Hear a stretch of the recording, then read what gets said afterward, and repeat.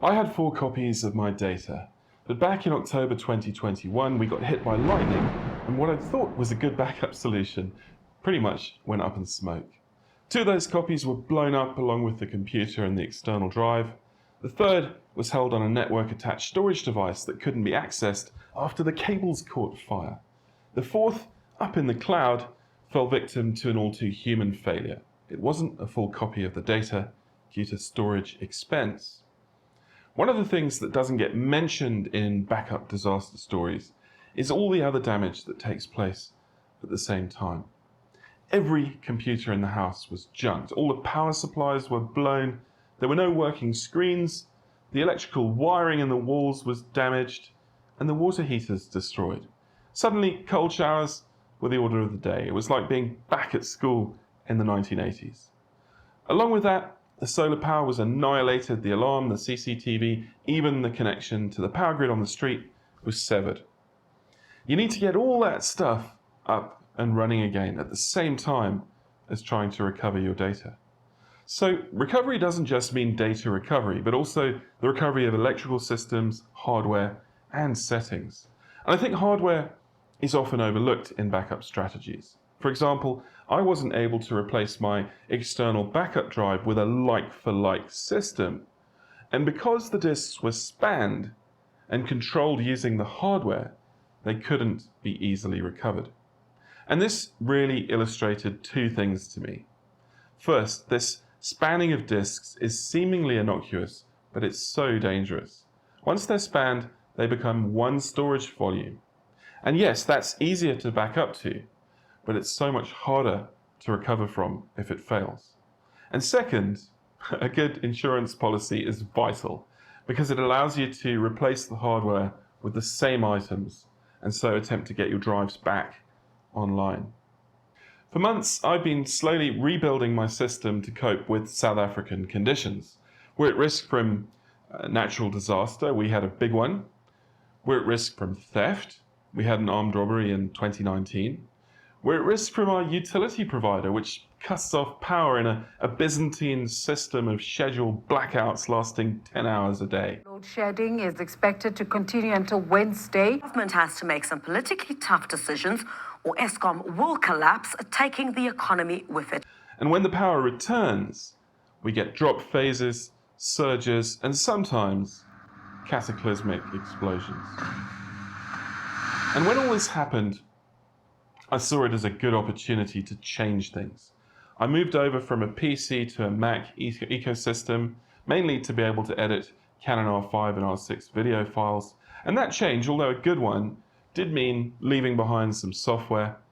And I guess this is an important aspect of data management. My catalog system, with all the keywording, metadata, labels, ratings, doesn't work on Macs. And that represents a lot of work over the years. So cross-platform compatibility and non-proprietary catalog databases should be pretty high up on everyone's wish list so that moving between software and hardware systems is made easier. So it's been tough, but I do have some things I want to show you. Ideally, data should exist in 3 places. One copy should be off-site and saved on different media, and one copy should not be live synced. Having these 2 copies reduces the threat from things like disk failure and inadvertent deletion. Having a copy on different media reduces the risk of data loss from similar threats. For example, CDs can survive in flooding and hard drives cannot. Having an off-site third copy that isn't live synced reduces the threat from ransomware and unintended deletions, as well as physical damage from theft and disasters. One threat to our data that we don't often mention is time. Leaving data on old drives that never spin up is not a good idea. It's important to check them and to scrub them from time to time. And scrubbing is an error correction technique that, when done manually, involves wiping the drive and copying the data back onto it from a known good copy. That's really important. This does 2 things. It reduces the effects over time of radiation and assures us that the backup is still working and still viable. The way we work as photographers and filmmakers causes a lot of headaches when trying to implement these best practices. First, we generate a lot of media and it's expensive to maintain and store it. And second, we often manipulate images after they're saved. This could be something like writing metadata back to the file, destructive edits, copies, proxies, the editing of film projects. And third, we operate in a hardware environment that needs a lot of processing power and speed. And all of this makes data management and backup harder. For me, there's a strong role for folder organization here. It can make things a lot easier to keep original files separate and untouched. And usually the originals make up the bulk of our backups and don't need to be rewritten because most applications don't save changes to the file itself, but to a set of instructions held elsewhere in a catalog database. So if we keep the originals in their own folder, backing up becomes quick and easy because there's never any new data to save. The output, the work, the derivative files that represent our processing and edits should be saved elsewhere because these files change all the time. And it might be a little counterintuitive, but derivative files represent all the work we've done. They can actually be more important to keep safe than the original files. And I know it took me a little time to comprehend that because as the volume of work grows over time, it becomes impossible to recreate it all from the originals. So, as photographers and filmmakers, we need large, local, and fast storage. And depending on what type of photographer we are, we may need different hardware. If you shoot events or projects, you can offload older jobs to cold, infrequently accessed storage. But if you're like me, and you need access to old files as often as to new files, you're going to need to have a large central store of fast data. And this comes in two flavors.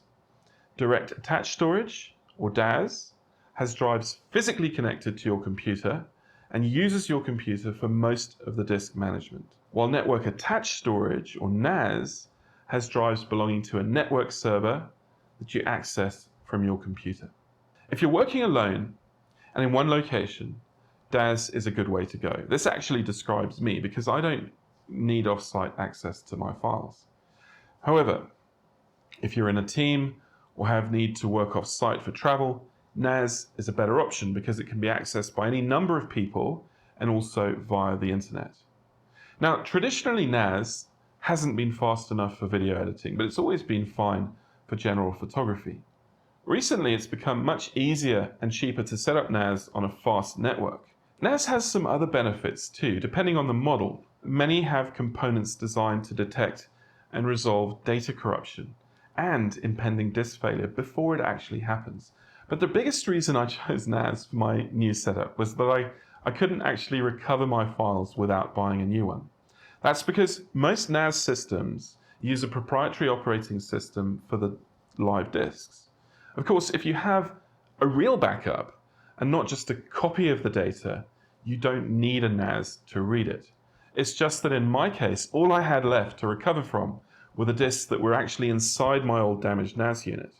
So effectively, I was forced to use NAS. I think it's useful to think about what we do with files as photographers. Normally, we download our shots onto a hard drive and then delete the bad ones. After we've done that, we make changes like moving them around, renaming them, maybe adding metadata like ratings, labels, and keywords. Finally, we process them and manipulate them before producing the finished image. The biggest risks are the accidental deletions and changes to the files. To cope with this, we need a near real-time way to save various states of change in the file. And this is where snapshots come in. A snapshot is a master copy of the file with a journal added to track all the changes. With snapshots, we can revert to older versions of the file. They take up minimal space, and they can save us big time if we need to revert to a file or a project from a few days ago.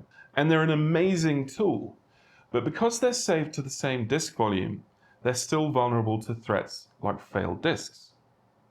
Replication is another really interesting tool in the backup toolkit.